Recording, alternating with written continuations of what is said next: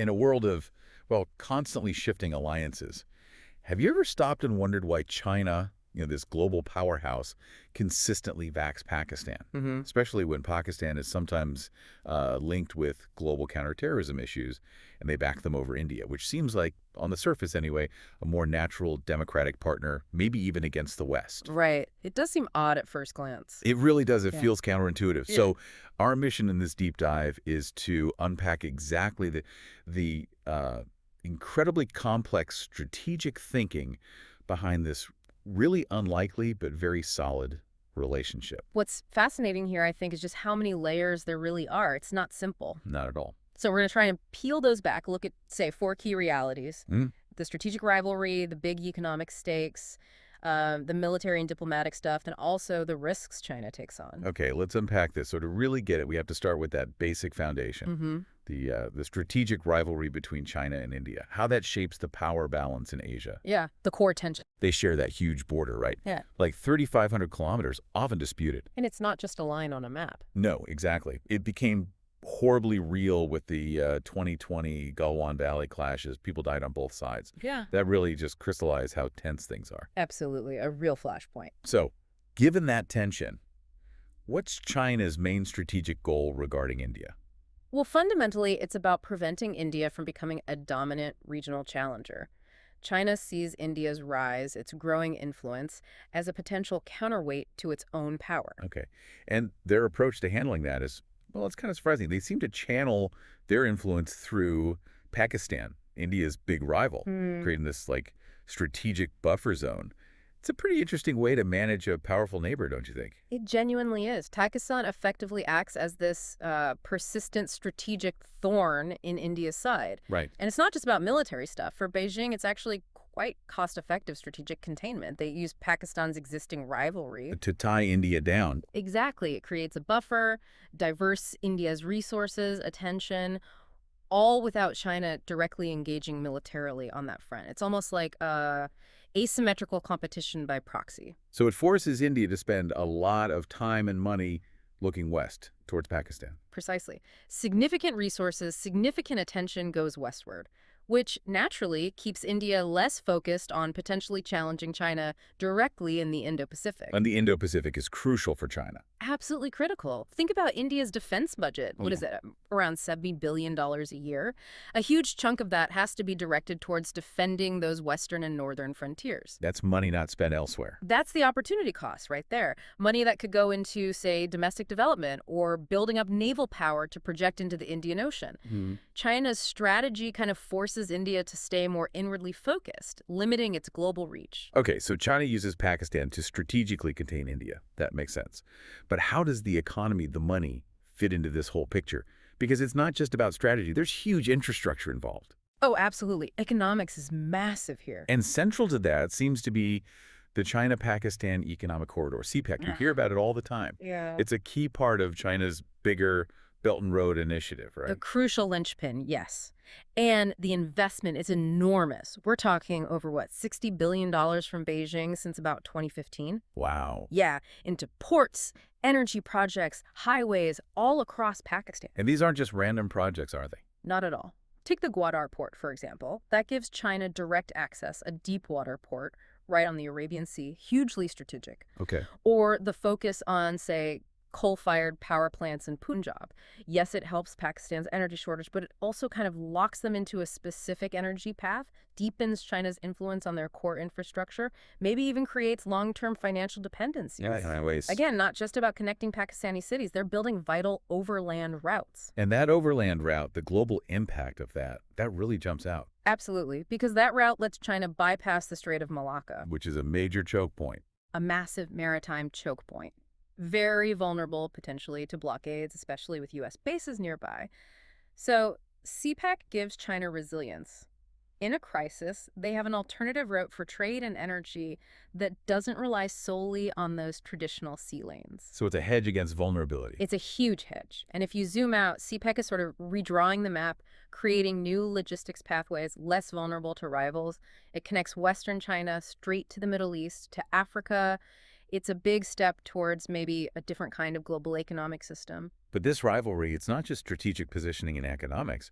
China's support goes way deeper into military and diplomatic areas, too. Definitely. I mean, China is Pakistan's biggest arms supplier, right? Yeah. And it's been going on for ages, over 20 years. A long-term relationship. And it's not small stuff. We're talking fighter jets, drones, missiles, lots of training, even submarine technology. What does that level of support do for Pakistan's military? Well, it gives Pakistan a pretty advanced military capability, which is obviously vital for them, but it does so without making them completely reliant on, say, the U.S. for top-tier equipment.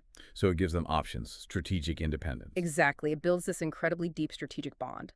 Pakistan gets critical capabilities. China gets a deeply indebted, strategically aligned partner. And then there's the diplomatic side, this idea of diplomatic shielding. You see China, again and again, stepping in at the UN, blocking or watering down resolutions against terrorists based in Pakistan, like Masood Azhar. A consistent pattern. Which must be incredibly frustrating for India.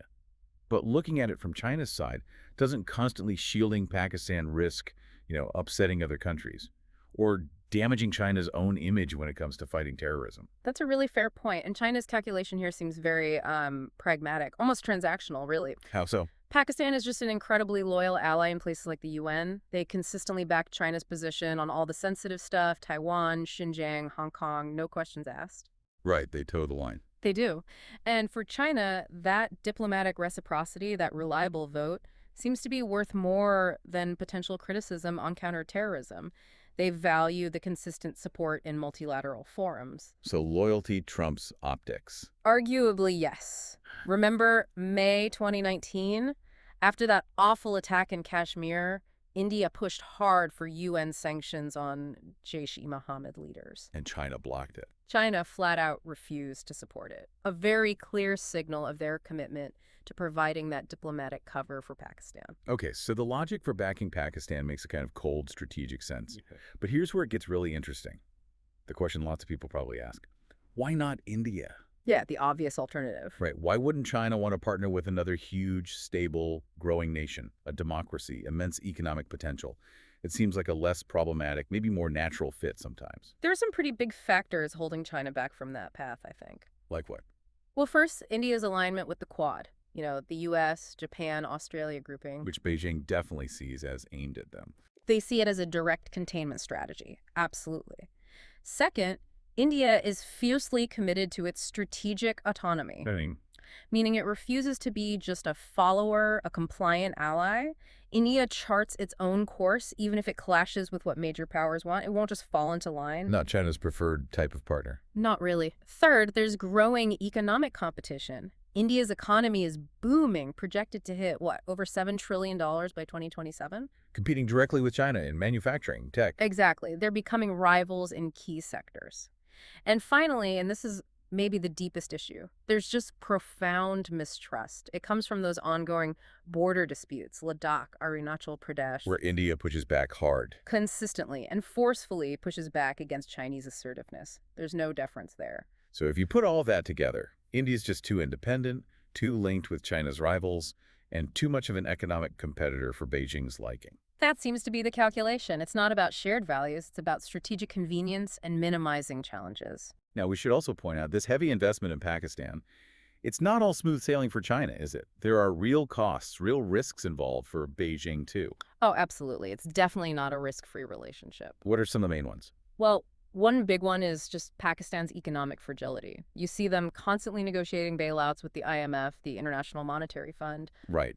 That instability must worry China. It has to. It puts direct strain on CPEC financing, potentially puts China's own massive investments at risk.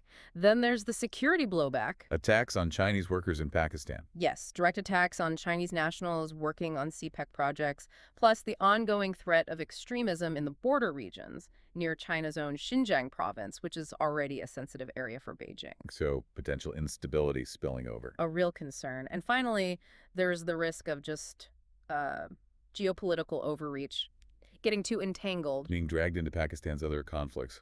Exactly. There's always a danger when you invest so heavily economically and militarily that you get pulled into long-standing disputes, like Kashmir, that China can't really control. We've seen it happen elsewhere with major powers. So significant downsides. Definitely. But at the end of the day, for Beijing right now, it seems the strategic advantages of Countering India, securing that vital sea access, building that reliable diplomatic loyalty, those benefits still seem to outweigh the inherent risks. Okay, so to kind of wrap up this deep dive then, China supports Pakistan, not because they approve of everything Pakistan does or ignore the terrorism issue, but because Pakistan is just a really useful, maybe even essential piece in a much bigger geopolitical game. Exactly. If you connect it to the bigger picture, this alliance serves China's core interests, keeping India contained, safeguarding those crucial economic corridors like CPEC, and building up a network of loyal partners to counter rival alliances like the Quad. So as a final thought, maybe for you, the listener, to mull over, think about how these kinds of strategic alliances, the ones driven purely by geopolitical calculation rather than, say, shared democratic values, how they end up shaping regions, shaping global power dynamics maybe for decades, what kind of surprising, unforeseen ripple effects, what dominoes might fall because of these really complex, sometimes counterintuitive relationships.